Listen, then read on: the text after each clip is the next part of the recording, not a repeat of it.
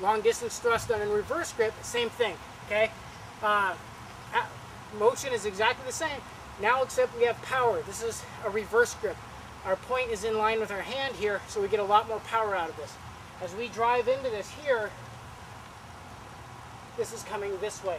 A lot of people think you're limited on range as you come in here, and you really got, once in a while, you can use this maximum extension as you reach out and hit.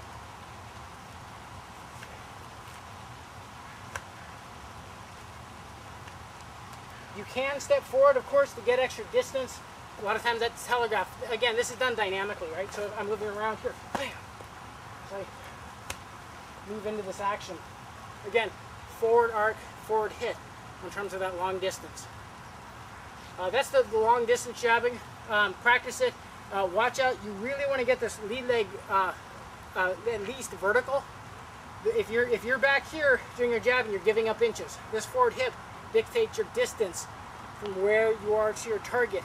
If you can go to 90 degrees, some people can go past it depending on how they counterbalance it and their timing. But you really want to get your foot at least equal with that forward leg. If we take this now from sort of long distance jabbing to medium distance jabbing, as we go from here, can you toss me another knife?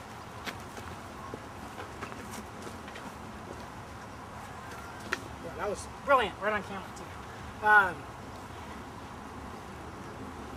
Okay, so I'm going to use that reverse triangle here, and I'm going to use a roll of the hands. This is just practicing close range or medium range thrusting. Step, jab, step, jab.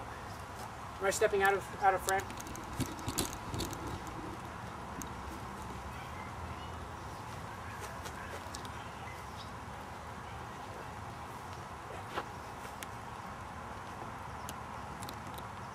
Okay, so this is medium range jabbing. This is just one of the ways you practice this with a reverse triangle. So I'm going to step off line here and hit. Just for practice, you're going to see my hands roll and pattern. No difference in this jabbing than the long distance jabbing, except that we're not getting offline and we're not obviously going on one leg. We are getting off balance and striking towards the center. This being the center line of the attack, I want to attack on those angles. I want to quarter, where bikini gets part of its name, the quartering of the name. I want to apply only against a portion of that opponent.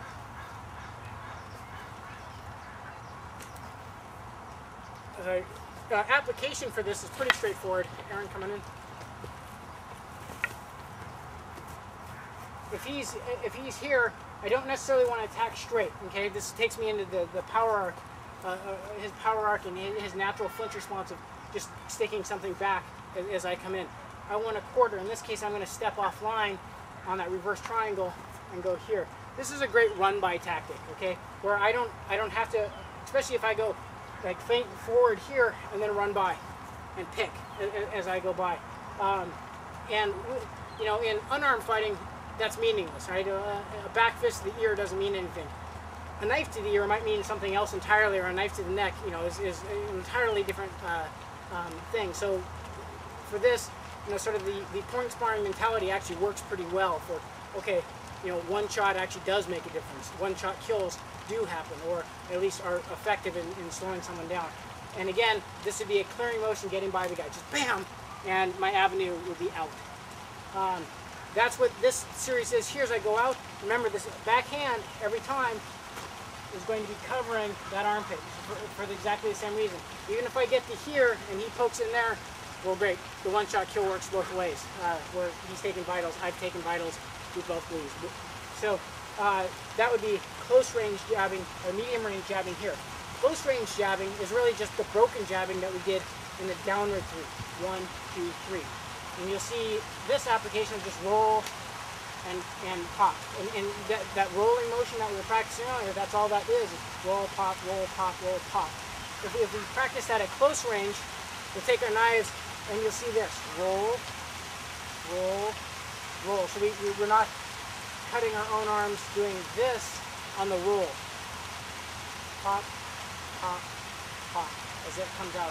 And this is a nice, just basic practice drill to do at close range for this. So at this range, we get into this, we stop it, hop, here, he stops it, and we just run on iterations like that. Or at the same time, he can do exactly the same thing. He comes in, we did the exact same job. So here, I stop it, he chops it down, and comes back on, and same thing for me as well, where it becomes just a one series. Just something to play around with, but just work that basic trap and roll series as we move back and forth like this. That's close range jabbing. It is, again, close range jabbing takes a huge amount of skill to apply, but it's in terms of concept, it's very simple. Woodpecker, woodpecker, woodpecker as you're coming in here, and then anytime you get opposition, he stops you with your trap and go. Pretty close range trapping stuff. A lot of our other drills will come into what we do from here, but this is just a simple application of close range jabbing. I think that's it for today. Thank you very much. Cool.